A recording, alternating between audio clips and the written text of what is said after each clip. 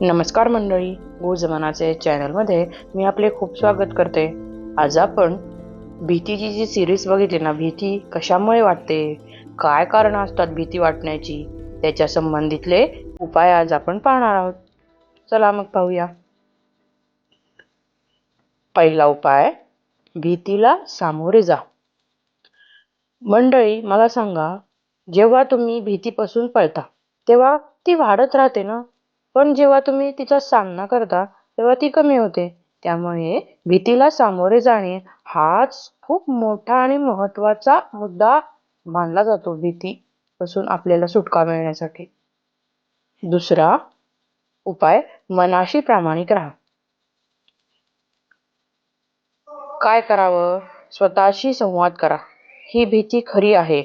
मी किती वेळ हीच भीती अनुभवल्यावर काहीही वाईट झालं नाही. मला सांगा, आपण मनात एक धारणा करून घ्या की भीती ही वाटून काही होणार आहे का? ही खरंच भीती आहे का?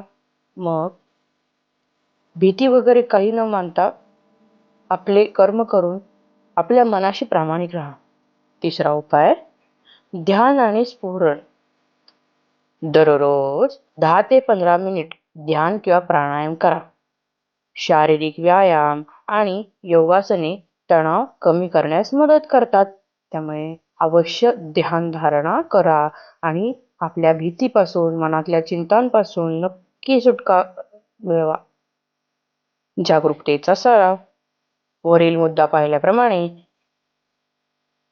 प्राणायाम करत असताना खोल श्वासोच्छ्वासाचे व्यायाम सगळ्यात खूप महत्वाचा आपल्याला भीतीपासून सुटका मिळवण्यासाठी उपाय हा.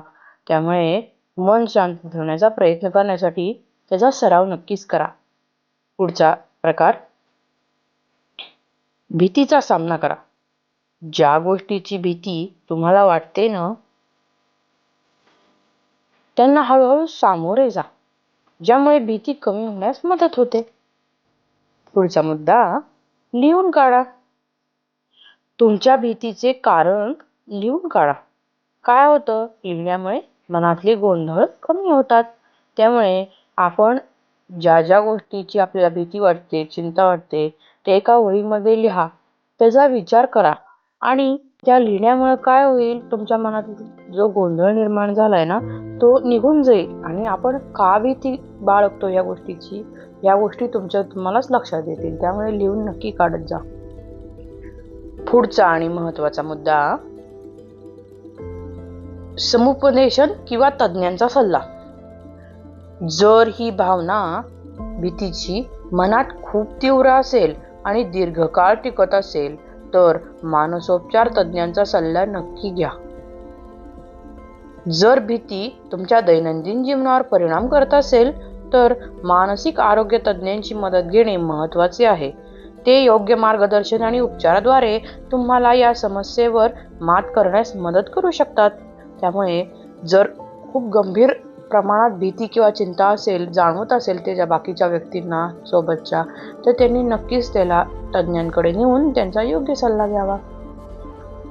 आणि सगळ्यात महत्त्वाचं बोलायचं मंडळी तर, भीती ही कल्पनांचा खेळ आहे हो, आणि मन हे एक रंगमंच आहे. त्यामुळे योग्य विचारांनी जर मन शांत केलं ना, तर भीतीचं नाट्य नक्कीच संपतं. त्यामुळे मी जे उपाय सांगितले त्याचा अवलंब करा आणि मनातली भीती काढून टाकण्यासाठी ह्याचा उपाय नक्की करा. आणि आपल्या गुजमनाचे या चॅनलला नक्की लाईक करा, शेअर करा, सबस्क्राईब करा. आनंदी रहा. धन्यवाद.